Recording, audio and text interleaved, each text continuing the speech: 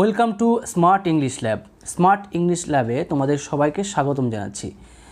আমরা আজকে ট্রান্সলেশন রাইটিংয়ের উপর কিছু ফরমেশন বা কিছু ইম্পর্টেন্ট কিছু ব্যবহার, গ্রামারের ব্যবহার, সেটা কিন্তু আজকে আমরা প্রথমেই শিখে নেব। কারণ আমরা জানি যে ট্রান্সলেশন করতে গেলে শুধু প্যাসেজ পড়ে পড়ে যদি আমরা ট্রান্সলেশন করি বা আমাদের যদি কোনো বেসিক কোনো নলেজ বা জ্ঞান না থাকে কীভাবে ট্রান্সলেশনটাকে নামাতে হবে, কীভাবে ট্রান্সলেশনটাকে আমরা বিভিন্ন আঙ্গিকে সেটাকে আমরা প্রকাশ করতে পারবো, আমাদের মনের ভাবটাকে এক্সপ্রেস করতে পারবো, সেই বিষয়ে কিন্তু অবশ্যই কিন্তু আমাদের দক্ষতা থাকতে হবে। তোমরা নিশ্চয়ই জানো যে ট্রান্সলেশন কিন্তু যখন আমাদের কোনো প্যাসেজ পরীক্ষার সময় করতে দিতে হয় বা করতে দেয়, বা যখন আমাদের যে কোনো রকম ট্রান্সলেশন করি বা আমরা স্পিকিং করি বা কথা বলার জন্য যে কথাগুলো আমরা ইংলিশগুলো আমাদের বলতে হয়, সেগুলোকে কিন্তু কখনোই একদম টু দ্য পয়েন্ট কিন্তু বলা যায় না। অর্থাৎ একটা বাংলা বাক্যকে টু দ্য পয়েন্ট কিন্তু বলা সম্ভব না।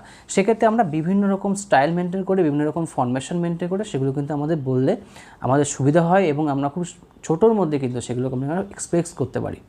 তো এই বিষয়ে আমি এর আগে ট্রান্সলেশন কীভাবে করতে হয়, কি পদ্ধতি আমাদেরকে মেনটেন করতে হবে, যে কোনো কম্পিটিটিভ পরীক্ষা বা যে কোনো চাকরি পরীক্ষার ক্ষেত্রে যে নিয়মগুলো খুবই অনস্বীকার্য, সেই নিয়মের উপরে কিন্তু আমি অলরেডি কিন্তু একটা ভিডিও দিয়েছি, তোমরা কিন্তু অবশ্যই সেটা দেখে নেবে। এবং এই ভিডিওতে কিন্তু আমি চেষ্টা করব যে কিছু ফরমেশন প্রথমে আমি শেখাবো এবং এরপরে আরও ট্রান্সলেশন থাকবে। অর্থাৎ আমাদের শেখার পদ্ধতি হবে, আমরা একটা করে ট্রান্সলেশন শিখব, প্যাসেজ ধরে ধরে ট্রান্সলেশন শিখব এবং তারপরে কোনো ভিডিওতে আমরা শিখব তার উপর যে কোনো রকম ট্রান্সলেট করার জন্য বিভিন্ন রকম ফরমেশন বা শর্টকাট বা শর্ট ট্রিকগুলো। ওকে, তো এবার আমরা যে টপিকটা নিয়ে আলোচনা করতে চাচ্ছি সেটা কিন্তু শুধুমাত্র রাইটিংয়ের জন্য না, স্পোকেন ইংলিশ অর্থাৎ স্পিকিংয়ের জন্য কিন্তু খুবই ইম্পর্টেন্ট। তোমরা দেখলে সেটা বুঝতে পারবে। পুরো ভিডিওটা দেখবে, স্কিপ করে যাবে না, কারণ ধৈর্য না ধরলে কিন্তু ভালো জিনিস শেখা যায় না, এটা কিন্তু সবাই আমরা জানি। ওকে, তো প্রথম যে গ্রামার লেসন সেটা এবার আমরা শুরু করি। দেখো, আমি এখানে ইনফিনিটিভে কিছু ব্যবহার শেখাবো যেটা আমাদের খুব প্রয়োজন হয়, কারণ এর পরে যে ভিডিওটা তোমরা দেখতে পাবে সেই ভিডিওতে কিন্তু এর থেকে ব্যবহার থাকবে। ওকে, সুতরাং এই ধরনের বাংলা বাক্য যদি আমাদের পাই আমরা কিন্তু সহজেই কিন্তু ব্যবহার করতে পারবো। তোমরা খুব এগুলো লিখে নেবে, বাড়িতে প্র্যাকটিস করবে, তাহলে কিন্তু স্পিকিং বলো বা রাইটিংয়ে বলো দক্ষতা চলে আসবে। আজকে যে ব্যবহারটা প্রথম দিয়ে শুরু করবো সেটা হচ্ছে am2 বা are2। আমরা জানি যে এম এর সাথে টু যুক্ত করা হয়েছে বা ইজের সাথে টু যুক্ত করা বা আর এর সাথে টু যুক্ত করা, টু যুক্ত করা মানে তে। অর্থাৎ যখন কোনো বাংলা বাক্যে হয় বা হও এমন কথার সাথে তার আগে কোনো তে যুক্ত থাকবে, তে যুক্ত কোনো ক্রিয়া থাকবে, সেক্ষেত্রে আমরা এই am2 বা are2 ব্যবহার করব। তো am2 are2 এর বাংলা অর্থ কী সেটা আমরা দেখে নিই। বাংলায় করতে হয়, যেতে হয়, খেতে হয়, অর্থাৎ এমন প্রতিদিন যে কাজ করতে হয় বা দায়িত্বের মধ্যে পড়ে এমন বোঝালেই এদের ব্যবহার করতে হয়। আমাকে গান করতে হয় মানে এটা যেন আমার প্রতিদিনের একটা অভ্যাস, প্রতিদিন আমাকে করতে হয়, এটা আমার ডিউটির মধ্যে পড়ে বা এটা আমার রেসপন্সিবিলিটি বা কর্তব্য, যাই বলুন না কেন, সেটা কিন্তু মধ্যে বাংলা সেন্সটা তেমন থাকে। অর্থাৎ ওই যে বললাম হয়, হই বা হও, এই ক্রিয়াটার শেষে থাকবে, এর ঠিক আগে এমন একটা কোনো ডু ভার্ব থাকবে, অবশ্যই একটা ডু ভার্ব থাকবে, যে ডু ভার্বের বাংলার সাথে তে যুক্ত থাকবে। যেমন করতে হয়, হয়টা এবং একটা বি ভার্ব যেটা আমরা অ্যাম ইজ আর ব্যবহার করব, এবং তার আগে যে করাটা সেটা কিন্তু ডু ভার্ব, তার সাথে তে যুক্ত থাকবে। তো গঠনটা কি সেটা আমরা পুরোটা দেখে নিই। গঠনটা হচ্ছে যে সাবজেক্ট বসবে, প্রথমেই একটা সাবজেক্ট বসে যাবে, সাবজেক্টে কিন্তু সাবজেক্টিভ ফর্ম অর্থাৎ যে কোনো সাবজেক্টিভ প্রোনাউন বা নাউন বসতে পারে। তারপরে বসবে am2 বা is2 বা are2, অর্থাৎ আয়ের সাথে am2 বসবে। যদি বোঝানো উই থাকে সেক্ষেত্রে are2 হবে, ইউ থাকলেও are2 হবে, দে থাকলেও are2 হবে। আর is2 বসবে হি, শি, ইট এবং যে কোনো নামের ক্ষেত্রে, অর্থাৎ থার্ড পারসন সিঙ্গুলার হলে সেক্ষেত্রে is2 বসবে। তারপরে V1 ফর্ম। দেখো এই V1 ফর্ম বলতে আমি প্রথমেই বলে দিই, তাহলে পরে আর বলা লাগবে না। V1 মানে কিন্তু ভার্বের মূল রূপ, অর্থাৎ আমরা যদি কোনো ভার্ব নিই, সে বি ভার্ব হোক বা ডু ভার্ব হোক বা হ্যাভ ভার্ব হোক, সেক্ষেত্রে প্রথম যে রূপটা থাকবে, অর্থাৎ যার সাথে কোনো ইডি, ইএন বা আইএনজি বা এস বাই এস যুক্ত করা যায় না বা করা হয় না, সেটাকে আমরা V1 বা মূল ফর্ম বলি। যেমন গো একটা মূল ফর্ম, এটা হচ্ছে V1 ফর্ম বা প্রেজেন্ট ফর্ম বলতে পারো। গোর V2 ফর্ম কি? ওয়েন্ট। গোর V2 ফর্ম ওয়েন্ট। তারপরে কি আছে গান, GONE গান, গানটা কি ভিতরি ফর্ম, গোয়িং GOING অর্থাৎ ভার্বের সাথে আইএনজি যুক্ত হলে সেটা হবে V4 ফর্ম। এবার V5 ফর্ম কি, V5 ফর্মটা হচ্ছে কিন্তু S/S যুক্ত হবে, ভার্বের সাথে S/S যুক্ত হবে। এবং V6 ফর্ম বলে একটা ফর্ম আছে যেটা টু এর সাথে বসে, অর্থাৎ টু এর পরে এখানে যে ভাবটা সেটা V6 ফর্মও আমরা বলতে পারি। যেহেতু আমি মূল ভাব ব্যবহার করব তাই এখানে আমরা V1 ফর্মই বলবো। ওকে, তারপর একটা অবজেক্ট বসাবো, অবজেক্টটা আমাদের থাকলে, যদি বাক্যে অবজেক্ট থাকে তাহলে সেটা অবজেক্ট বসবে, অবজেক্ট না থাকলে সেখানে অবজেক্ট বসানোর কোনো প্রয়োজন নেই। অর্থাৎ কিন্তু আমাদের এখানে M2 is2 R2 তারপর একটা ডু ভার্ব থাকতে হবে, যে ডু ভার্ব কিন্তু অবশ্যই আমরা বসাবো V1 রূপে, তারপরে বাকিটুকু করব। এবার আমরা কিছু উদাহরণ দেখে নিই, উদাহরণ সাহায্যে বিষয়টা আমাদের ক্লিয়ার হয়ে যাবে। ওকে, তো প্রথম যে উদাহরণটা দেখা যাচ্ছে, আমাকে প্রতিদিন বাজারে যেতে হয়। বাংলা বাক্য পড়ে কি কী বুঝতে পারি, প্রতিদিন আমি করি বা আমাকে করতে হয়, মানে I am bound to do, আমি করতে বাধ্য, বা রেসপন্সিবিলিটি বা ডিউটি যে কোনো একটা বলতে পারো। তো এটাকে যদি বলি তাহলে আমাকে ইংরেজি কি, দেখো কয়েকারে কে আছে বলে কিন্তু মি বসবে না, এটা কিন্তু তোমাকে বুঝতে হবে, যে কারণ এই ধরনের ব্যবহারে কয়েকারে কে বা র থাকতেই পারে। সেক্ষেত্রে যেহেতু সাবজেক্টের ঘর সবসময় আই বসবে, মি মাই কিচ্ছু বসবে না, কারণ ওরা কোনো ভার্ব নিতে পারে না। ওকে, একমাত্র আয়ের পরেই বসে, তাই কয়েকারে কে থাকা সত্ত্বেও এখানে যতগুলো আমরা M2 is2 R2 বা have to has to ব্যবহার শিখব, প্রত্যেকটাতে কিন্তু প্রোনাউনের সাথে বা নাউনের সাথে কে যুক্ত থাকবে। কে যুক্ত থাকা সত্ত্বেও কিন্তু আমরা তাদের সাথে কখনোই তাদের অবজেক্টিভ ফর্ম ব্যবহার করব না। অবজেক্টিভ ঘরে গেলে অবজেক্টিভ রূপটা ব্যবহার করব। তাহলে আমাকে বলতে তাহলে ইংলিশটা কী হবে, আমাকে ইংলিশটা হবে I am to go to market every day। ওকে, আমাকে প্রতিদিন বাজারে যেতে হয়।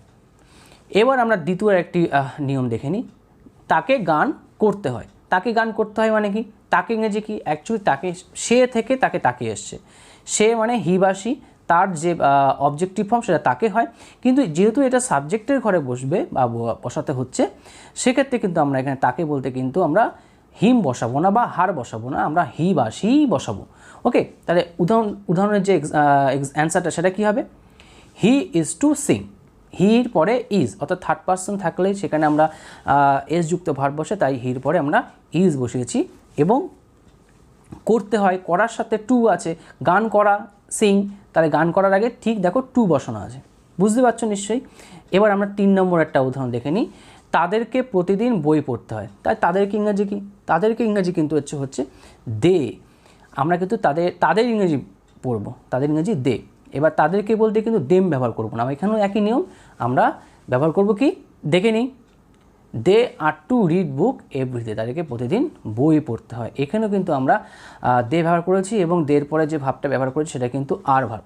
ওকে, তো এখানে যে আরটা ব্যবহার করা হয়েছে সেটা কিন্তু প্লুরাল ফর্ম বলে, অর্থাৎ দে প্লুরাল রূপ, সেই জন্য কিন্তু এখানে আর ব্যবহার করা হয়েছে। এবং এই যে পুরো দেখতে পাচ্ছ হয় হও যে কথাগুলো আছে, বা হয় দিয়ে আছে বা হই দিয়ে আছে, তো এগুলো কিন্তু সবই কিন্তু প্রেজেন্ট টেন্সে, সিম্পল প্রেজেন্ট টেন্সের ডিউটি বলছে বলে এখানে কিন্তু M2 is2 R2 ব্যবহার করলাম। ওকে, তো এবার আমরা দেখে নিই পরের ব্যবহার, সেটা কি, পরের ব্যবহার হচ্ছে যে ইউজ অফ হ্যাভ টু বা has two. Have to has to কি, ভবিষ্যতে কোনো সেন্স এখানে থাকতে পারে, বাংলা বাক্য যেটা ভবিষ্যতের সেন্স ন্যাচারালি নির্দেশ করে, সেক্ষেত্রে কিন্তু আমরা হ্যাভ টু বা হ্যাজ টু ব্যবহার করি। বাংলা কি থাকলে, করতে হবে, যেতে হবে, খেতে হবে, এমন ভবিষ্যতে কিছু দায়িত্ব নিয়ে করতে হবে বোঝালে এদের ব্যবহার করতে হবে। অর্থাৎ করতে হবে মানে এখন তো করছি না বা এখনও করি না, আমি করব, আগামী দিনে করব, এটা আমার ডিউটি থাকলো, আগামী দিনে আমি কাজ করব, এটা বাধ্য বা ডিউটি যেটাই বলো না কেন সেটা কিন্তু আমাদেরকে ব্যবহার করতে হবে। তো সেখানে কোনো কাজ, যে কোনো ডু ভার্ব করতে হবে, যেতে হবে, খেতে হবে, এমন কোনো কাজ থাকলে সেক্ষেত্রে আমরা দুটো ব্যবহার শিখব, শুধু হ্যাভ টু হ্যাজ টু না, আর একটা ব্যবহার শিখব। তো তার আগে আমরা গঠনটা দেখে নিই কীভাবে গঠন করব। গঠনটা ঠিক একই ব্যাপার হবে, সাবজেক্ট থাকবে একটা, সাবজেক্ট বসাতে হবে, এখানেও কিন্তু কে যুক্ত থাকলেও কিন্তু সাবজেক্টের রূপই বসাতে হবে। তারপরে আমরা বসাবো হ্যাভ টু বা has to. Okay, have to কাদের সাথে বসাবো, হি, শি, ইট এবং যে কোনো নাম, এই থার্ড পার্সনগুলো বাদ দিয়ে বাকি যারা থাকবে সবার সাথে হ্যাভ টু, আর এরা বসলে হ্যাজ টু, অর্থাৎ থার্ড পার্সন সিঙ্গুলার হলে এস যুক্ত ভার্ব আমি বলেছি, সেক্ষেত্রে কিন্তু এতে হ্যাজ টু বসবে। এবং আগের নিয়ম অনুসারে টুর পরে কিন্তু V1 রূপ, এবং অবজেক্ট থাকলে অবজেক্ট, না থাকলে কোনো অবজেক্টের প্রয়োজন নেই। এবার আমরা উদাহরণ দেখে নিই, তাহলে জিনিসটা আরও ক্লিয়ার হবে। দেখো প্রথমে যে উদাহরণটা দেওয়া আছে, আমাকে স্কুলে যেতে হবে। আমি কি এখন স্কুলে যাচ্ছি? না। আমি কি স্কুলে গিয়েছি? না। মানে সেন্সটা কেমন যেন ভবিষ্যতে করব, তাই না? হবে মানে কি, ববে বা থাকলে ফিউচার টেন্সে হয়তো ভবিষ্যতে করব। ভবিষ্যতে কোনো ডিউটি বোঝালে আমরা হ্যাভ টু বা হ্যাজ টু ব্যবহার করব, অর্থাৎ মাস্টের জায়গায় মাস্ট ব্যবহার না করে আমরা হ্যাভ টু বা হ্যাজ টু ব্যবহার করতে পারি। তো এটার যদি আমি বাংলা আমরা পাই, তো এরকম বাংলা থাকলে তার ইংলিশটা কী হবে? ইংলিশটা এবার দেখে নিই। I have to go to school. I have to দেখো আয়ের পরে তো হ্যাভ বসে, তারপরে টু গো মানে কি? টু গো মানে যেতে, টু গো মানে যেতে, অর্থাৎ যাওয়ার সাথে যে তে আছে সেটার জন্য আমরা গোর আগে টু বসালাম। এবার তারপরে যে গোর পরে যে টু, সেটা সবসময় বসাতে হয়, কারণ গোর পরে ডিরেকশনাল বলতে কোনো দিক বোঝাতে আমরা টু ব্যবহার করি, ঠিক আছে? সুতরাং টু গো ওটা হচ্ছে যেতের জন্য ইনফিনিটিভ টু, এবং পরের যে টুটা বসেছে সেটা কিন্তু প্রিপোজিশনাল টু, অর্থাৎ একটা বিভক্তিমূলক একটা টু বসেছে। দ্বিতীয় আমরা কোনো উদাহরণ দেখে নিই। তাকে বই পড়তে হবে। তো তাকে ইংরেজি কি? তাকে ইংরেজি আমরা শিখেছি আগে হি বা সি। আমরা হিউ ব্যবহার করে প্র্যাকটিস করি বা সি ব্যবহার প্র্যাকটিস করি, একই ব্যাপার হবে। তো এটার জন্য আমরা কি করব? আমরা তার উদাহরণটা দেখে নিই। He has to read book, অর্থাৎ তাকে বই পড়তে হবে। তোমরা কিন্তু সিও বলতে পারো, একই বিষয়। হি বা সি দুটোই কিন্তু একই জিনিস, ছেলে বা মেয়ে দুটোই কিন্তু এখানে বসাতে হবে, কিন্তু এখানে আমরা হিটা দিয়েই প্র্যাকটিস করলাম। তোমাকে খেলা করতে হবে, তো তোমাকের জন্য আমরা কি ব্যবহার করি? ইউ ব্যবহার করি। তো ইউ এর জন্য আমরা ইউ লিখলাম, তোমাকে জন্য ইউ লিখলাম। তুমি, তোমরা, তোমাকে, আপনি, এই কথাগুলোর জন্য আমরা ইউ ব্যবহার করি। অর্থাৎ সিঙ্গুলার রূপ হোক বা প্লুরাল রূপ হোক, সব ক্ষেত্রে কিন্তু আমরা ইউ ব্যবহার করব। তাই আমরা ইউর পরে হ্যাভ ব্যবহার করব। ইউ তুমি একজনকে বোঝালো, কিন্তু ইউ ওয়াই ও ইউ থাকলে সবসময় প্লুরাল ভার্ব বসাতে হয়। ওকে, তো ইউ হ্যাভ টু প্লে। এরপরে আমরা দেখেছি আর একটা উদাহরণ, তাদেরকে ছবি আঁকতে হবে। তো তাদেরকে ইংরাজি কি? দে আমরা আগে শিখেছি। তো দের পরে কি বসাবো? দের পরে সে একই নিয়ম অনুসারে বসাবো প্লুরাল বলে, দের পরে বসাবো হ্যাভ টু ড্র পিকচার। এখানে কিন্তু অনেকে কিন্তু ড্রয়িং করো, ড্রিউ করো, বা ভিটু ফর্ম, আইএনজি, এস বাই, যা ইচ্ছা তাই বসাও, কিন্তু এই জায়গাটা কিন্তু অবশ্যই মনে রাখবে। তোমরা কিন্তু টুর পরে কিন্তু সব সময় টুর পরে কিন্তু তোমরা V1 রূপ বসাবে, এটা কিন্তু মনে রাখতে হবে। কারণ ট্রান্সলেশন ক্ষেত্রে কিন্তু সেসব কিন্তু কোনো কম্প্রোমাইজ করে না, ভুল হলে কিন্তু তার কোনো ক্ষমা নেই। এরপরে আমরা দেখে নিই, আমাদেরকে কাল বই পড়তে হবে। এটা কিন্তু আমি বললাম যে হ্যাভ টু হ্যাজ টু দুটোর ব্যবহার করা যেতে পারে। যখন বাক্যে কাল অর্থাৎ আগামীকাল বা কোনো সময় উল্লেখ না থাকবে, সেক্ষেত্রে যেতে হবে, খেতে হবে বোঝাতে হ্যাভ টু হ্যাজ টু ব্যবহার করব। এবার যদি উল্লেখ করা থাকে কাল বা আগামীকাল বা একটা ফিউচারের কোনো নির্দিষ্ট সময় বলে দিয়েছে, সেক্ষেত্রে কিন্তু আমরা হ্যাভ টু হ্যাজ টুর জায়গায় উইল হ্যাভ টু কী ব্যবহার করব? আমরা উইল বা শ্যাল বা উইল হ্যাভ টু, এটা কিন্তু আমরা ব্যবহার করব। অর্থাৎ ফার্স্ট পার্সন অর্থাৎ আই বা উই থাকলে শ্যাল বসাতে হয়, অন্যান্য সমস্ত পার্সনের ক্ষেত্রে উইল বসাতে হয়, এটা আমরা জানি। তো সেটাই কিন্তু আমরা শুধু বসাবো, এবং ফরমেশনটা হবে shall will plus have plus to. সেক্ষেত্রে কিন্তু কোনো হ্যাজ আসবে না বা অন্য কোনো রূপ আসবে না, কারণ শ্যাল উইল মানে মোডাল ভার্ব। মোডাল ভার্বের পরে কিন্তু সবসময় কিন্তু মূল ভার্ব বসে, অর্থাৎ হ্যাভ, হ্যাজ, হ্যাডের মূল ভার্ব হচ্ছে হ্যাভ। তো এই ক্ষেত্রে কিন্তু আমরা শ্যাল উইলের পরে আমরা হ্যাভ টু বসাবো। তো আমাদের অ্যান্সারটা কী হবে? উই শ্যাল বা উই উইল। আমরা এখন স্পিকিংয়ের ক্ষেত্রে কিন্তু কোনো মেনটেন করি না, আমরা শ্যাল উইল দুটোই বসাই। তো এখানে শ্যাল বা উইল দুটোই আমি দিয়েছি, যেটা গ্রামাটিক্যাল যদি আমি ধরি সেক্ষেত্রে উইল পরে শ্যালই বসবে। কিন্তু যদি জোর দেওয়া বোঝায়, আমি জোর দিয়ে কোনো কাজ করছি, সেক্ষেত্রে কিন্তু শ্যালের উইলের পরে কিন্তু উইল বসবে। অর্থাৎ জোর দেওয়া বোঝালে শ্যাল উইল নিজেদেরকে ইন্টারচেঞ্জ করতে হয়। তো এখানে উই শ্যাল বা will have to read book tomorrow, এই টুমরোর জন্যই কিন্তু আমি এখানে উইল বা শ্যাল আনলাম। এটা কিন্তু তোমরা কিন্তু নোট ডাউন করে নেবে। ওকে, এরপরে আমরা পরের নিয়মে আসি। ইউজ অফ হ্যাড টু, অর্থাৎ এতক্ষণ আমরা পড়ছিলাম হ্যাভ টু হ্যাজ টু, যেটা ছিল ভবিষ্যতে কোনো কাজ করতে হবে, যেতে হবে, খেতে হবে। তো মনে করো এটাই যদি আমার অতীতে চলে যেত, অর্থাৎ কোনো কাজ আমার করতে হয়েছিল যেটা আমার ডিউটির মধ্যে ছিল আর কি, সেক্ষেত্রে আমরা কী ব্যবহার করব? হ্যাড টু ব্যবহার করব। তো বাংলাটা কি আমরা দেখে নিই। দেখো বাংলাটা হচ্ছে করতে হয়েছিল, যেতে হয়েছিল, বলতে হয়েছিল বা খেতে হয়েছিল, যেমন কোনো কথা যেটা আমার অতীতে করতে হয়েছিল, বাধ্য হয়েছিলাম করতে ইত্যাদি বাংলা থাকলে সেটি অতীতের কোনো দায়িত্ব বা বাধ্যবাধকতাকে নির্দেশ করে, সেক্ষেত্রে এর ব্যবহার করতে হয়। অর্থাৎ হ্যাভ টু হ্যাজ টুর জায়গায় আমার তখন হ্যাড টু ব্যবহার করতে হবে, যেটাকে আমরা বলতে পারি মাস্ট হ্যাভ V3, অর্থাৎ হ্যাড টুর জায়গায় কিন্তু আমরা মাস্ট হ্যাভ V3 করতে পারি, এটাও কিন্তু আমরা শিখব। অর্থাৎ মাস্ট প্লাস V1 মানে হচ্ছে হ্যাভ টু হ্যাজ টু বর্তমানে প্রেজেন্ট টেন্স হলে, আর মাস্ট প্লাস হ্যাভ V3 অর্থাৎ মাস্টের সাথে যখন আমরা পাস্ট টেন্স করতে গেলে হ্যাভ V3 করে যখন পাস্ট টেন্স করতে হয়, সেক্ষেত্রে মাস্ট হ্যাভ V3 জায়গায় আমরা হ্যাড টু ব্যবহার করতে পারি। এটা কিন্তু আমরা খুব একটা ইম্পর্টেন্ট ইনফরমেশন কিন্তু শিখতে পারলাম। তো এবার আমরা গঠনটা দেখে নিই। গঠনটা সেই একই, সাবজেক্টে পরে had to plus V1 plus object. তো আমরা উদাহরণ কিছু দেখে নিই যাতে করে জিনিসটা আরও ক্লিয়ার হয়। তো প্রথম উদাহরণ দেখো দেওয়া আছে, আমাকে বই পড়তে হয়েছিল। তো আমাকে বই পড়তে হয়েছিল, আমি পড়তে বাধ্য হয়েছিলাম, তাহলে কী হবে এটা? I had to read book, I had to read book. Okay, তো এখানে সেটাই কিন্তু আমি করেছি, I had to read book. তো এবার আমরা আরও কিছু উদাহরণ দেখে নিই। বলো তো কী হবে এটা? তোমাকে কাজটি করতে হয়েছিল, অ্যান্সারটা কী হবে? অ্যান্সারটা হবে you had to do the work, you had to do the work. দেখিনি অ্যান্সারটা সেটা এখানে হচ্ছে কি না? হ্যাঁ, you had to do the work. Had to মানে কি? করতে হয়েছিল, যেতে হয়েছিল, সেটা কী করা? ডু মানে করা, ডু। ওয়ার্ক মানে এখানে নাউন রূপে আমি ব্যবহার করেছি। আমরা পরের উদাহরণ চলে যাই, তাকে ছবি আঁকতে হয়েছিল। তো তাকে ছবি আঁকতে হয়েছিল বলতে কি? সেখানে হি হ্যাড টু, এখানে কিন্তু হ্যাজ আসবে না। পাস্ট টেন্সে গেলে কিন্তু কোনো হ্যাভ হ্যাজ কোনো গল্প নেই, সবসময় হ্যাড। ওকে, পাস্ট টেন্সে কিন্তু সবসময় কিন্তু আমাদের হ্যাডই ব্যবহার করতে হবে, অর্থাৎ he had to draw picture. এবার দেখে নিই, তাদেরকে স্কুলে যেতে হয়েছিল। তো তাদেরকে ইংরেজি কি? তাদেরকে ইংরেজি আমরা আগে পড়েছি দে। তো দে কী লিখতে হবে? They had to go to school. তা they had to go to school. তাহলে বুঝতে পারলে কীভাবে আমরা হ্যাড টু ব্যবহার করতে পারলাম বা শিখতে পারলাম। এরপরে আমরা পরের নিয়মে চলে যাই। পরের নিয়ম আমরা দেখব যে use of do not, does not, have two plus V1 object. অর্থাৎ আমরা যে হ্যাভ টু হ্যাজ টু শিখলাম, সে হ্যাভ টু হ্যাজ টুকে যদি আমরা প্রশ্নবোধক বা নাবোধকে যখন আমরা ব্যবহার করব, আমাকে কাজ করতে হবে, আমাকে কাজ করতে হবে না, এটা নাবোধক। আমাকে কি কাজ করতে হবে, এটা প্রশ্নবোধক। আমাকে কি কাজ করতে হবে না, এটা প্রশ্নবোধক এবং নাবোধক একসাথে। তো এরকম যদি কোনো এরকম করতে হবে, যেতে হবে বা করতে হয়েছিল, এরকম যদি কোনো আমরা প্রশ্নবোধক বা নাবোধক পাই, সেক্ষেত্রে আমরা যে ব্যবহারটা করব সেটা কিসে ব্যবহার করব?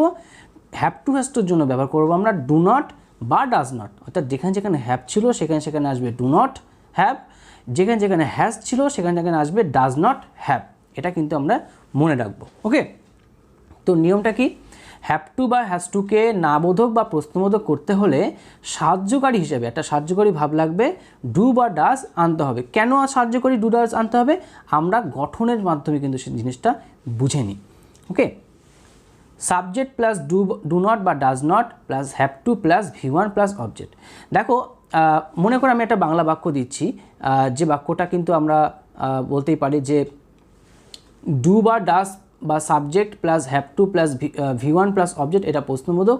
এবং উপরে যেটা লিখেছি subject plus do not, does not, have two plus V1 plus object, এটা নাবোধক। অর্থাৎ নাবোধকের ক্ষেত্রে উপরে ফরমেশন এবং দ্বিতীয় ফরমেশনটা কিন্তু আমরা প্রশ্নবোধকের ক্ষেত্রে কিন্তু আমরা ব্যবহার করব। ঠিক আছে, তো এইখানে কিন্তু আমরা জিনিসটা জানতে পারলাম যে দুটো কিন্তু আলাদা আলাদা হবে, দুটো কিন্তু এখানে আলাদা আলাদা হবে, এটা কিন্তু মনে রাখবে। তো এরপর আমরা উদাহরণ দেখে নিই। আমাকে স্কুলে যেতে হবে না, শুধু যেতে হবে থাকলে হ্যাভ টু বা হ্যাজ টু। এবার এসে না আছে, অর্থাৎ নেগেটিভ করা আছে, তাহলে কী করবো আমরা? I do not have two. কেন ডু নট করলাম? দেখো, হ্যাভ হ্যাজ এটা যখন বাক্যে বসেছে তখন তারপর দেখো টু বসে গেছে, তাই তো? তো আমরা সাহায্যকারী ভাব কখন নিয়ে আসি? আমরা সাহায্যকারী ভাব নিয়ে আসি তখন যখন বাক্যে সাবজেক্টের পর একটি ভাব থাকে। অর্থাৎ সাবজেক্টের পর যদি একটি ভাব থাকে সেক্ষেত্রে আমরা ডু ডিড ডাজ এই সাহায্যকারী ভাবটা নিয়ে আসব। এটা কিন্তু সবার জন্য না, শুধুমাত্র ডু ভার্ব এবং হ্যাভ ভার্বের জন্য, হ্যাভ ভার্বগুলির জন্য। বি ভার্বের জন্য কিন্তু কখনোই ডু ডিড ডাজ আনা যাবে না। দেখো, এই প্রশ্নবোধক বাক্য কীভাবে করতে হয় তার জন্য কিন্তু আমি আমার একটা ভিডিও দেওয়া আছে ইউটিউবে এবং ডেসক্রিপশনের লিঙ্ক দেওয়া থাকবে। তোমরা কিন্তু সেই প্রশ্নবোধক এবং নাবোধক করার যে মূল নিয়ম ডেসক্রাইব করা আছে এখানে ডেসক্রিপটিভভাবে, তোমরা সেটা কিন্তু দেখে নিতে পারো, তাহলে জিনিসটা আরও ক্লিয়ার হবে। ওকে, আচ্ছা, এবার যে ইনফরমেশনগুলো আমি কিন্তু বলছি সেগুলো কিন্তু একটু লেন্দি হতে পারে, কারণ আমি ডিটেলসে বলছি যাতে তোমরা সহজেই সবাই ওয়াকেবল হতে পারো। তাই ভিডিওটা যদি লেন্দিও হয় তোমরা কিন্তু কখনোই স্কিপ করবে না, স্কিপ করলে কিন্তু শিখতে পারবে না। ঠিক আছে, এটা কিন্তু খুবই ইম্পর্টেন্ট চ্যাপ্টার, ধৈর্য মানে সহকারে তোমরা কিন্তু দেখবে। আমাকে স্কুল যেতে হবে না, তাহলে এটার অ্যান্সারটা কী হবে? অ্যান্সারটা হবে I do not have two go to school. Okay, I do not have two go to school. তো এইখানে ধরো মনে করো যে এই যে টু থেকে আমি এই জায়গাটা আমি ব্র্যাকেট দিয়ে দিলাম। দেখো এখানে ডু নটটাকে যদি আমি ক্রস করি তাহলে আমি কি দেখতে পাচ্ছি? হ্যাভ দেখতে পাচ্ছি। তো এখানে আমি হ্যাভ দেখতে পাই, আমি ডু নটটাকে মনে করো নেই, ডু নটটা মনে করো এখানে আমার কাছে নেই, সেক্ষেত্রে আমি কী করবো? ডু নটটাকে আমি ক্রস করলাম। দেখো I have to go to school, এখানে আয়ের পরে একটাই ভার্ব আছে হ্যাভ। টু থাকলে কিন্তু সেটা কিন্তু আলাদা কাউন্ট করতে হবে। টুর পরে কিন্তু কোনো ভার্ব, ইনফিনিটিভ যে ভাবগুলো থাকে সেগুলো কিন্তু মূল ভাব হয় না, অর্থাৎ টুর পরে ভাবটা কিন্তু মূল না। এখানে একটাই ভার্ব হ্যাভ, আর একটা ভাব থাকলে ডু ডিডাস আনতে হয়, তাই আমি এখানে ডু এনেছি। নেগেটিভ বলে সাহায্যকারী ভার্ব এবং প্রধান ভার্বের মাঝখানে নট বসাতে হয়, তাই ডু সাহায্যকারী, হ্যাভ প্রধান, মাঝখানে আমি নট বসিয়েছি। ওকে, তো এটা আমরা বুঝতে পারলাম এইভাবে ডু নট বা ডাজ নট আসে। দ্বিতীয় উদাহরণ কি? তাকে কি গান করতে হবে? এটা কী ধরনের বাক্য? এটা প্রশ্নবোধক বাক্য। তা প্রশ্নবোধক বাক্য তাহলে কী করতে হবে? যে ডুটা বা ডাজটা আনতে হচ্ছে সেটাকে শুরুতে বসাবো। তাকে মানে কি? হির পরে আমি অ্যাকচুয়ালি যদি কি না থাকে তাহলে কী হবে? তাকে গান করতে তাহলে he has to Singh. Has থাকলে তার জন্য কী নিয়ে আসবো? লাস্টে হ্যাজের জন্য এস আছে, তাহলে এবার আমরা আনবো ডু আর ডাজের মধ্যে ডাজ আনবো। যার সাথে এস থাকবে তার জন্য ডাজ, যার সাথে এস থাকবে না তার জন্য ডু, যার সাথে ডি থাকবে লাস্টে তার জন্য আমরা, বা ভিটু থাকবে তার জন্য আমরা ডিড আনবো। তাহলে অ্যান্সারটা কী হবে? Does he have to go to school, প্রশ্নবোধক। বোঝা গেল? আস্তে আস্তে প্র্যাকটিস করবে, জিনিসটা আরও ক্লিয়ার হবে। এবার আমরা শিখব হচ্ছে, পরের উদাহরণ দেখি। তোমাদের বই পড়তে হবে না। তোমাদের বা তোমাদেরকে যাই হোক থাকুক না কেন, আমি আগেই বলছি রকে থাকতেই পারে। দেখো এটাও কি? না বোধক বাক্য। এখানে কি করব আমরা? ডু নট বা ডাজ নট। তাহলে ইউ এর পরে তো এস যুক্ত ভার্ব বসে না, ইউর পরে হ্যাভই বসে, তাহলে do not have to read book. You do not have to read book. You do not have to read book মানে তোমাদেরকে বই পড়তে হবে না। ওকে, তো এরপরে আমরা দেখি সচিনকে কি ক্রিকেট খেলতে হবে? এটা প্রশ্নবোধক বাক্য। তো এই প্রশ্নবোধক বাক্যটাকে আমরা যদি সাজাই তাহলে কীভাবে হবে? তাহলে সচিন কি থার্ড পার্সন সিঙ্গুলার একজন, তাহলে সেক্ষেত্রে আমরা কী ব্যবহার করতাম? হ্যাজ টু ব্যবহার করতাম। তাহলে হ্যাজ টু যদি আমরা ব্যবহার করি তাহলে আমরা সাহায্যকারী রূপে কোনটা নিয়ে আসবো? ডাজ আনবো, কারণ এস যুক্ত ভাব থাকলে এস যুক্ত সাহায্যকারী ভাবে আসে। সেক্ষেত্রে আমরা কী করব? Does not Sachin have to play cricket. এবার নটটা সচিনের কেন আগে আসলো? দেখো নট বাক্যে যদি সাবজেক্টের ঘরে নাউন থাকে তাহলে সাবজেক্টের আগে নট বসে, আর বাক্যে যদি সাবজেক্টের ঘরে প্রোনাউন থাকে তাহলে প্রোনাউনের পরে নট বসে। তো এখানে সচিন একটা ব্যক্তির নাম, প্রপার নাউন, তো এর আগে আমি ওই জন্য নটটা বসিয়েছি। নেগেটিভ বাক্য আছে, অর্থাৎ এই বাক্যটাকে আমি যে বাক্যরূপে করেছি সেটা কি? সচিনকে কি খেলতে হবে না, আমি একটা না যুক্ত করে দিয়েছি। তাহলে আমাদের একবারে প্রশ্নবোধক এবং নাবোধক একসাথে ব্যবহার করা হয়ে গেল। ঠিক আছে, সচিনকে কি ক্রিকেট খেলতে হবে না, এই বাক্যটায় না যুক্ত করে ব্যাপারটা শিখলাম, কারণ এতে করে আমরা বুঝতে পারলাম যে ডাজ নট সচিনের ব্যবহারটা কীভাবে হয় বা নটের ব্যাপারটা কীভাবে হয় সেটা কিন্তু আমরা শিখতে পারলাম। তো এরপরে আমরা পরেরটায় যাব। হ্যাড টু এর প্রশ্নবোধক বা নাবোধক করার নিয়ম একই নিয়ম কি? হ্যাভ টু হ্যাজ টুর মতন হ্যাড টু এর ক্ষেত্রে হ্যাভ টু বা হ্যাজ টুর একই নিয়ম হবে, শুধু ডু বা ডাজের জায়গায় ডিড বসাতে হবে। ওকে, তা গঠনটা কি সেটা আমরা আগেও দেখেছি, শুধু ডু বা ডাজের জায়গায় ডিড বসাবো। আমাকে গান করতে হয়নি, এটা কি হবে? তাহলে I did not have to Singh, negative sense. ঠিক আছে, নি থাকলেই ডিড নট বসাবে, নি থাকলেই ডিড নট, এটা মনে রাখবে। পরেরটা কি আছে? তাকে স্কুলে যেতে হয়নি, তাহলে এটার অ্যান্সার কী হবে? এটার অ্যান্সার হবে he did not have two go to school, তাকে স্কুলে যেতে হয়নি। তোমাকে খেলতে হয়নি, তোমাকে ইংরেজি কি? ইউ, তাহলে ইউ ডিড নট, নির জন্য did not have to play. বোঝা গেল কি বলছি? আগেরটা দেখলে হ্যাড টুর ব্যাপারটা আরও ক্লিয়ার হবে। তোমাকে কি পড়তে হয়েছিল, এটা প্রশ্নবোধক, তাহলে প্রশ্নবোধক কী করতে? এখানে নট দরকার নেই, তাহলে did you have to, did বসাচ্ছি তাই কিন্তু হ্যাড বসবে না, একটা পাস্ট বসবে, দুটো পাস্ট বসবে না। ওকে, পরেরটা দেখে নিই। তাদের কি গান করতে হয়েছিল, তাদের ইংরেজি কি? দে, তাহলে এটা প্রশ্নবোধক করলে কী হবে? Did they have to sing, তাদের কি গান করতে হয়েছিল, প্রশ্নবোধকের জিজ্ঞাসা চিহ্ন। তো এইভাবে কিন্তু আমরা হ্যাভ টু, হ্যাজ টু এবং হ্যাড টুর প্রশ্নবোধক নাবোধক শিখতে পারলাম। এবার আমরা দেখে নিই যে ইউজ অফ ওয়াজ টু বা ওয়্যার টু বা V1, অর্থাৎ ওয়াজ টু বা ওয়্যার টু কি কোন ক্ষেত্রে বাক্যে বসে সেই ব্যাপারটা এবার আমরা দেখে নিই। দেখো, অতীতে কোনো কিছু করার কথা ছিল, অর্থাৎ আমাকে ওখানে যাওয়ার কথা ছিল, তার অমুক কথা ছিল, কথাটা যদি বাক্যে থাকে সঙ্গে সঙ্গে ওয়াজ টু বা ওয়্যার টু প্লাস V1 এমন বোঝালে এটার ব্যবহার করতে হবে। গঠনটা কি? হ্যাভ টু হ্যাজ টুর মতনই, শুধু হ্যাভ হ্যাজ হ্যাডের জায়গায় ওয়াজ ওয়্যার বসে যাবে। সাবজেক্ট প্লাস ওয়াজ টু বা wire two plus V1 plus object. আমরা কতগুলো উদাহরণ দেখে নিই, তাহলে বুঝতে পারবো। আমার যাওয়ার কথা ছিল, আমার অমুক জায়গায় যাওয়ার কথা ছিল। দেখো, একে ব্র্যাকেটে আমি কিন্তু বলেছি কিন্তু যায়নি, এটা উজ্জ্ব থাকবে। এটাই কিন্তু মূল বিষয় ফান্ডা বোঝার জন্য। আমার যাওয়ার কথা ছিল, আজ আমার ভাত খাওয়ার কথা ছিল, তার মানে কথা ছিল মানে কি, সেন্সটা বুঝতে পারছি। আমার যে কথা ছিল তার মানে আমি করিনি। অমুক জায়গায় যাওয়ার কথা ছিল, তার মানে আমি যাইনি বলেই তো বলছি কথা ছিল। আমি যদি যেতামই সেখানে তাহলে কিন্তু কথা ছিল বলতাম না, তাহলে বলতাম আমি সেখানে গিয়েছিলাম। তাই কথা ছিল মানে হচ্ছে যে কাজটা আমার করা উচিত ছিল কিন্তু আমি করিনি। এটা কিন্তু এই বাক্যের, এই বাংলা বাক্যের মূল সেন্স। ওকে, এটা কিন্তু সবসময় নেগেটিভ সেন্সের একটা ক্যারি করে, কিন্তু এটা যে পুরোপুরি নেগেটিভ আমি বলবো না। এর পরে একটা ব্যবহার আছে, সেটা কিন্তু পুরোপুরি নেবে, সেখানে বলাই থাকবে কিন্তু করিনি। অর্থাৎ আমার যাওয়ার কথা ছিল, এই সেন্সটার মধ্যে নেগেটিভ সেন্স থাকলেও নেগেটিভ কথা উল্লেখ থাকে না, তাই আমরা সেখানে নেগেটিভ ব্যবহার করব না। তো এটার ইংরেজি কী হবে? I was to go. এবার অবজেক্ট থাকলে অবজেক্ট, না থাকলে সেটাই পরের ব্যাপার। পরের উদাহরণ দেখে নিই আমরা। তার বলার কথা ছিল, অর্থাৎ সে কিছু বলতো, এটা আমরা এক্সপেক্ট করেছিলাম কিন্তু সে বলেনি, বলেনি কিন্তু উজ্জ্ব থাকবে। তার অ্যান্সার তাহলে কী হবে? তাহলে হির পরে কী বসে? ওয়াজ বসে, যেমন ইজ বসেছিল। হি ওয়াজ টু সে সামথিং হলে সামথিং যেটা থাকবে সেটা অবজেক্ট দেওয়া থাকবে। ওকে, এরপরে আমরা দেখে নিই তাদের খেলার কথা ছিল। তো তাদের খেলার কথা ছিল মানে কি, দের পরে কি বসে? আমরা প্রেজেন্টে কি বসিয়েছি? আর। তাহলে এখানে আমরা ওয়াজের জায়গায় কোনটা আরই আছে? দেখো ওয়ার আছে, তাহলে ওয়াজ বসবে না, তাহলে এখানে কি বসবে? ওয়ার বসবে, তাই তো? তাহলে খেলার কথা ছিল মানে সে তো খেলেনি, তাহলে দে ওয়ার টু প্লে। ওকে, পরেরটা আমরা দেখে নিই। তোমার আসার কথা ছিল কিন্তু আসোনি, তাই তো? এখানে তোমরা আসোনি, এখানে আসেনি, আমার স্পেলিংটা মিস্টেক হতে পারে, এটা আসোনি হবে। ওকে, তো অ্যান্সারটা কী হবে? তোমার ইংরেজি সবসময় যদি আমরা আর ব্যবহার করি প্রেজেন্ট টেন্সে, তাহলে পাস্টে ওয়ারই হবে। এটাও কিন্তু আমরা বুঝে গেলাম, যেখানে যেখানে আর সেখানে ওয়ার, যেখানে যেখানে ইজ সেখানে ওয়াজ। ওকে, আর অ্যামটা ব্যতিক্রম, অ্যামের ক্ষেত্রে ওয়াজই বসে। অ্যান্সারটা তাহলে কী হবে? ইউ ওয়ার টু কাম।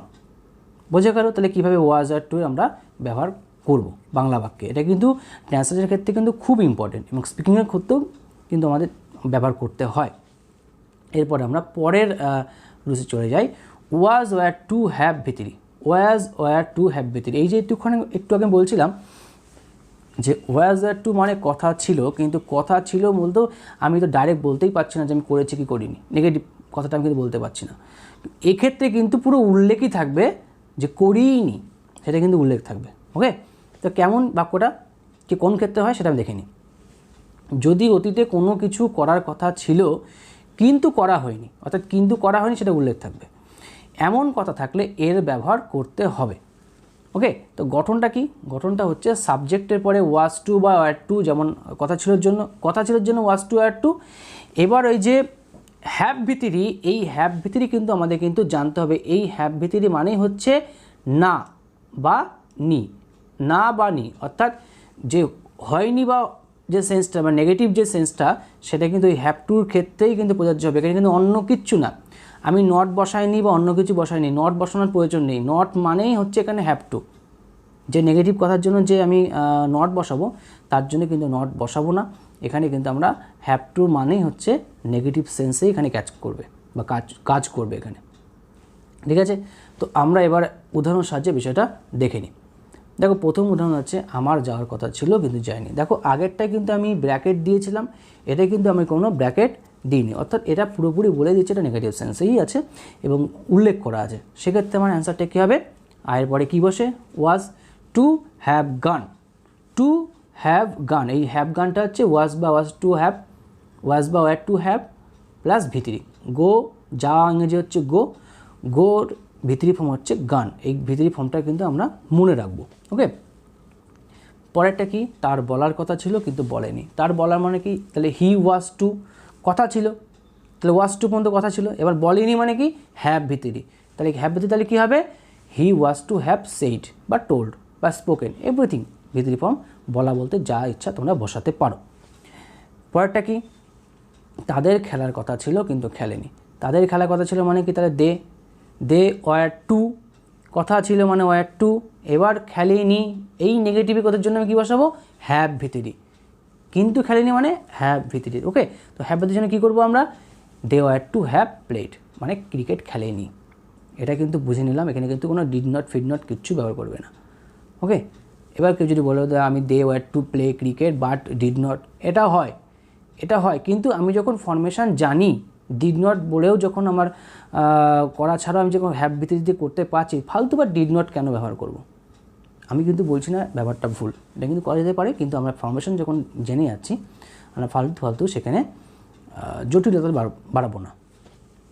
পরেরটা আমরা দেখে নিই, তোমার আসার কথা ছিল কিন্তু আসোনি। তো এখানে কি হচ্ছে, যে তোমার বলতে ইউ, তাহলে ইউ এর পরে কী বসে, আর কথা ছিলের জন্য কি বলবো আমরা পাস্ট টেন্সে, ওয়্যার, তাহলে you were to have come, you were to have come. তো এই করে কিন্তু আমরা বুঝতে পারলাম যে কীভাবে আমাদের ওয়াজ ওয়্যার টু হ্যাভ ভিতরি করতে হয়। বোঝা গেল? এবার আমরা শিখে নেব যে এবার আমরা দেখে নেব যে আমরা অ্যামিজার বা ওয়াজার শিখেছিলাম, তার সাথে টু যুক্ত করে V1 গ্রুপের কোনো ফরমেশন শিখেছিলাম, করতে হয়, যেতে হয়, খেতে হয়, বা ওয়াজ টু ওয়্যার টু যে ব্যবহার শিখেছিলাম, তার প্রশ্নবোধক বা নাবোধক করতে গেলে আমাদেরকে কি করতে হবে বা কি করতে হবে না। দেখো, অ্যামিজার বা ওয়াজার যখনই সাবজেক্টে পড়ে থাকবে, একটা জিনিস সবসময় মনে রাখবে, যে কোনো টেন্সের ক্ষেত্রে হোক বা এরকম ইনফিনিটিভের ব্যবহার ক্ষেত্রে হোক, সাবজেক্টের পর অ্যামিজার ওয়াজার থাকা মানেই হচ্ছে আমাকে এখানে প্রশ্নবোধক বা নাবোধক করতে হলে কোনো সাহায্যকারী ভার্ব লাগবে না। অর্থাৎ আমরা যে ডু ডিড ডাজ করলাম একটু আগে, যে হ্যাভ টু, হ্যাজ টু বা হ্যাড টুর ক্ষেত্রে, এক্ষেত্রে কিন্তু কোনো ডু ডিড ডাজ আনা লাগবে না। ঠিক আছে, তো কী করবো আমরা, কোনো ডু ডিড ডাজ আনা লাগবে না। যে অ্যামিজার বা ওয়াজার থাকবে সেটিকে সাবজেক্টের আগে বসালে হয়ে যাবে প্রশ্নবোধক, এবং সাবজেক্টের পরে বসালে হবে, তারপর যদি আমরা না বসাই, নট বসাই, সেক্ষেত্রে আমরা নট বসালে কিন্তু সেটা নাবোধক হয়ে যাবে। তো আমরা এবার কতগুলো উদাহরণ দেখে নিই। তার গান করতে হয় না, তার গান করতে হয় না, কি করতে হয়, যেটা না M2 is to R2 ব্যাপার। তো তার ইংরেজি কি, হি, তাহলে হি ইজ টু সিং, এটা অ্যাফার্মেটিভ বা হ্যাবোধক। এর নাবোধক করলে কী হবে, he is not to sing, আচ্ছা জাস্ট নট বসিয়ে দেবো, হি বা শির পরে যে বিভাবটা আছে তারপরে। ওকে, এরপর আমরা দেখে নিই পরের উদাহরণটা, আমার বই পড়তে হয় না। আমার বই পড়তে হয় না বলতে আই অ্যাম টু রিড, এটা হচ্ছে অ্যাফার্মেটিভ। এর নাবোধিক তলে নাবোধক যখন করবো তখন কী করবো, জাস্ট একটা অ্যামের পরে নট বসিয়ে দেবো, আর কিচ্ছু কিন্তু এখানে করব না। এবার দেখো, তাদের খেলা করতে হয় না। তাদের খেলা করতে হয় না বাক্যটা যখনই আমরা দেখছি, তাদের মানে কি, তাই দে আর নট টু প্লে, তাদেরকে খেলা করতে হয় না, দে আর নট টু প্লে। এরপর আমরা দেখে নিই পরের উদাহরণটা, তোমার কি গান করার কথা ছিল, অর্থাৎ কথা ছিল ওয়াজ বা ওয়্যার টু, কথা ছিল কি প্রশ্নবোধক, তাহলে ওয়াজ বা ওয়্যারটা কী করবো, বাক্যের শুরুতে আনবো। তো তোমার কথা ছিল মানে কি, ইউ ওয়্যার টু সিং, এবার প্রশ্নবোধক করতে গেলে কী করতে, ওয়্যারটা জাস্ট আমি পূর্বে নিয়ে আসলাম, তাহলে ওয়্যার ইউ টু সিং, ওয়্যারটাকে নিয়ে আসলাম, আমি কিন্তু টু বা কিচ্ছু আনবো না, ও যেখানে ছিল সেখানে থাকবে। পরেরটা দেখো, আমি প্রশ্নবোধক এবং নাবোধক একসাথে করে দিয়েছি, তাদের কি বই পড়ার কথা ছিল না, কি ছিল, এটা হচ্ছে প্রশ্নবোধক, না মনে আবার নাবোধক। অর্থাৎ প্রশ্নবোধক নাবোধক যদি একসাথে বাক্য থাকে আমরা কি করব, একই নিয়ম, প্রশ্নবোধকের জন্য আগে অ্যামিজার বা ওয়াজারটা আগে নিয়ে আসবো, এবং নটটা বসানোর সময় আমরা দেখব যে সাবজেক্টটা প্রোনাউন বা নাউন। যদি প্রোনাউন হয় তাহলে প্রোনাউনের পরে নট বসাবো, যদি নাউন হয় নাউনের আগে নট বসাবো। তাহলে অ্যান্সারটা কী হবে, were they not to read book, অর্থাৎ ডে যেহেতু একটা প্রোনাউন তাই এর পরে নট বসিয়েছি, এবং ওয়্যারটা ডের পরে বসে, এবং ওয়্যারটা ওই জন্য আমরা প্রশ্নবোধক করার জন্য ওয়্যারটা আমরা বাক্যের শুরুতে বসেছি।